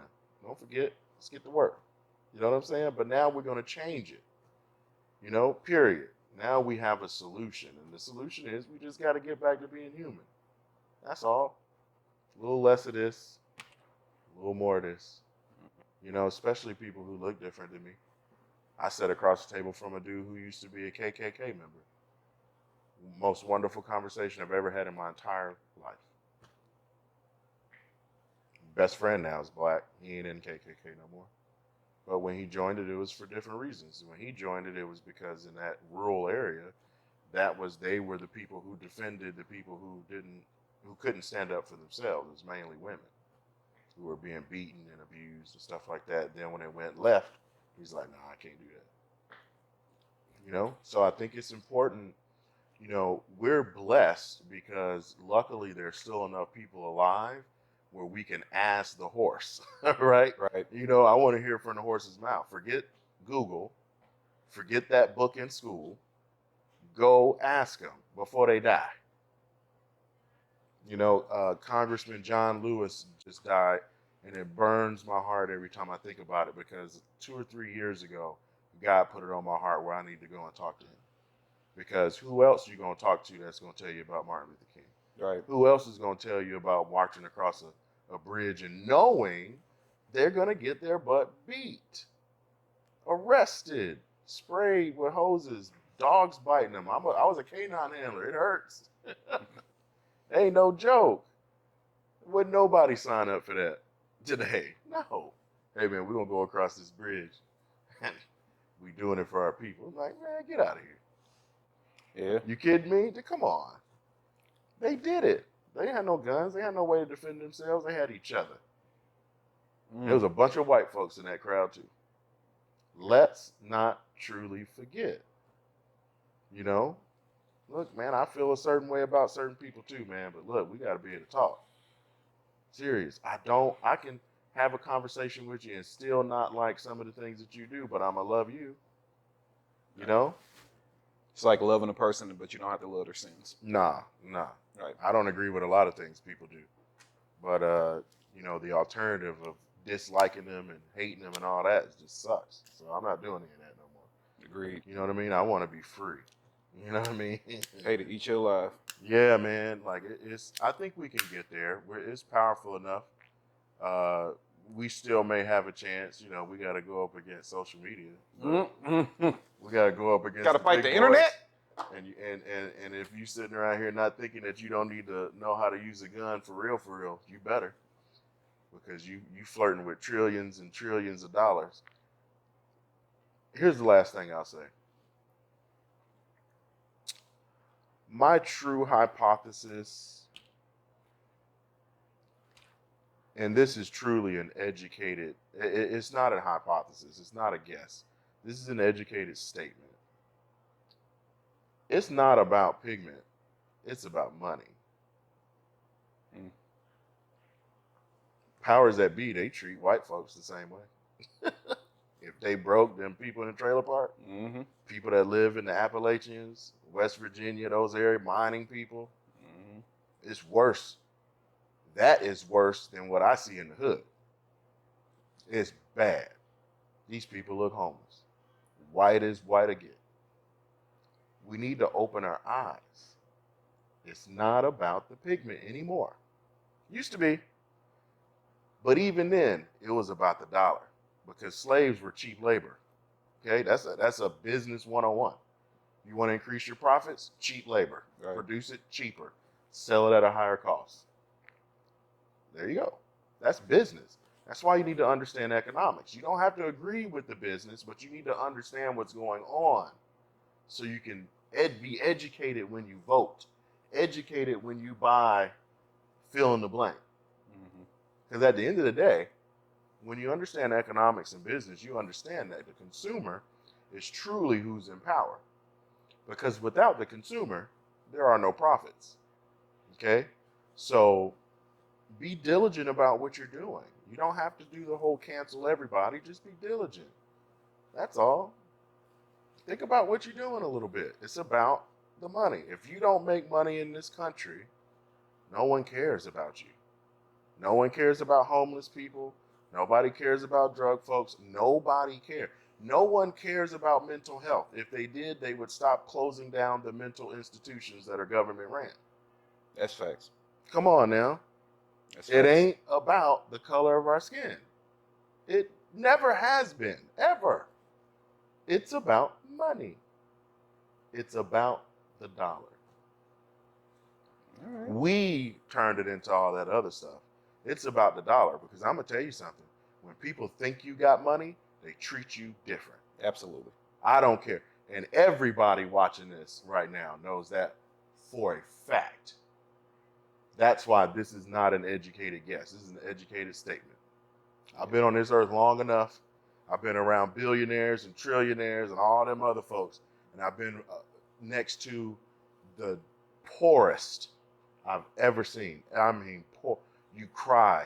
You reaching in your pocket and giving them money. You're going and buying them stuff.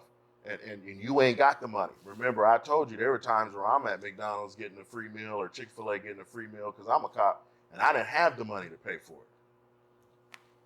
So I'm reaching in and getting money I ain't got. You got what I'm saying? Mm-hmm. It ain't about the pigment. It's about the money.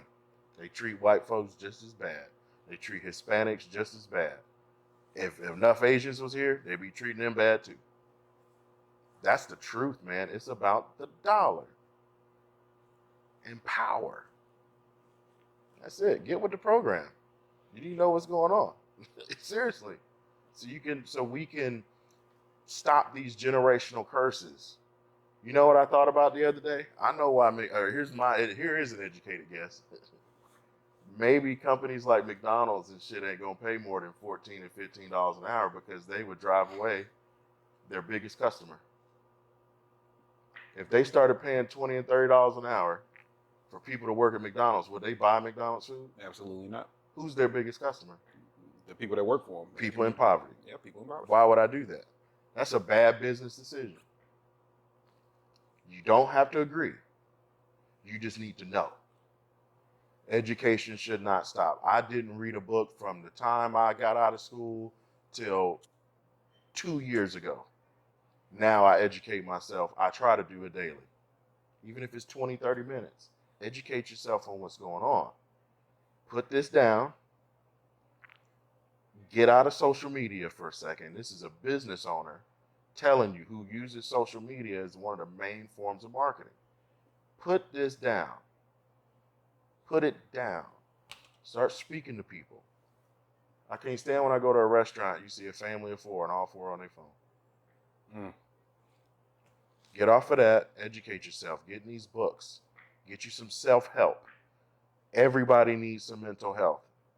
Armed professional or not. You live in 2022, your head jacked up. And it's okay. It's supposed to be.